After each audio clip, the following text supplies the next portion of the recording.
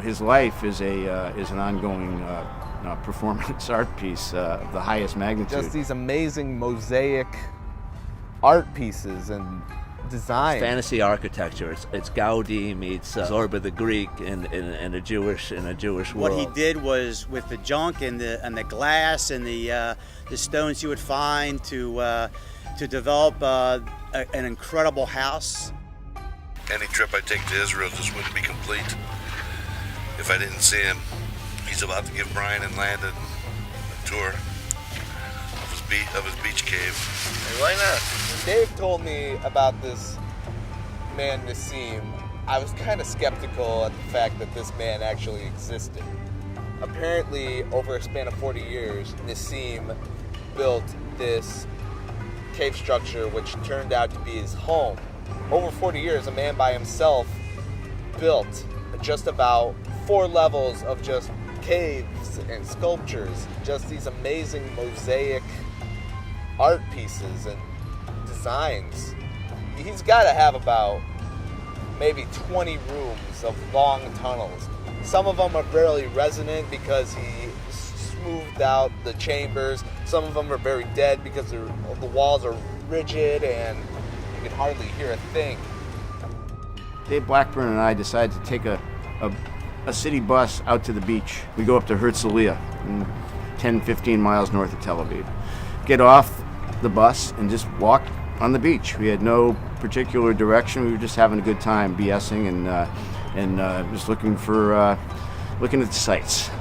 We then find this incredible wonderland that turns out to be the home of Nissim. And we introduced ourselves. I think we had a cold beer with him. We heard some of his story.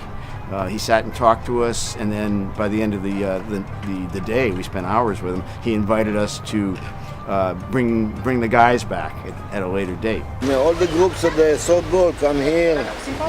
We give good time, man. Drink beer, eat hummus, make him good salad. I love the place. I have good music. We need more. We go to the water, come back, take some water from the well. I was invited once to come with the American team, and my little brother also. And it was an experience. It was a whole experience with the American team, which I made very good friends through the years. We're walking through Nassim's house. It's a labyrinth. It was all handmade. He would take a bucket and fill a bucket with dirt and dump it out to the sea, and just go back and take more buckets, and it would just take hours and hours, just man-made, and just with a chisel and just with a shovel, and just it was all done man-made. It was just all just hard labor, and to shake hands with him, it's like holding on to a vice. Just his hands of steel, just amazing man, strong and just again a genius, just an architectural genius. When did you start it? What? How long ago? What year did you start building? 14 years. 14 years? 40. 40. 40 years. Yeah. When I come here, people say this guy is crazy. Now, look at him. He take the mountain, motherfucking. I walk all day, what I doing?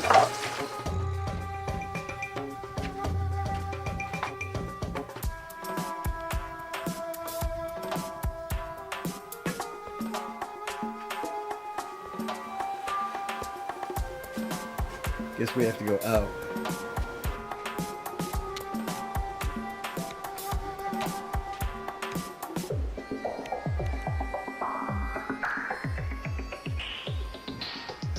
Oops, that's wet.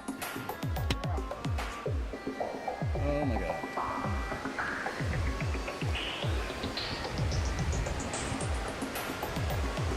Oh, I don't want to go home.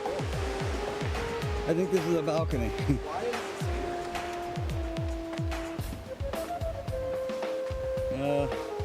Shit. I love the craftsmanship of his place. He's found objects, the sea glass, and using buoys and found driftwood, and to make something like that was magical. Getting there and being comfortable with Nissim and finding that camaraderie off the field was amazing. Nissim had caught some fish apparently with his bare hands right out there in the coral reef. Catches his own fish in the ocean, brings it back. Did it for us. Caught some fish, brought them back, grilled them on some kind of grill for us, and I mean, you talk about a life well lived. You're talking about Nissim. He's an architectural genius. He's just he's an artistic, architectural savant.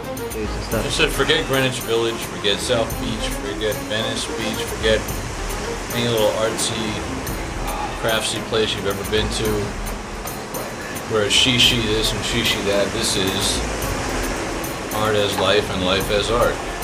It's joining the two. It exists, it lives, it breathes.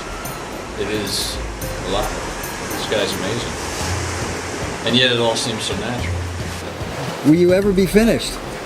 When I die, I finish. Yeah. I finish.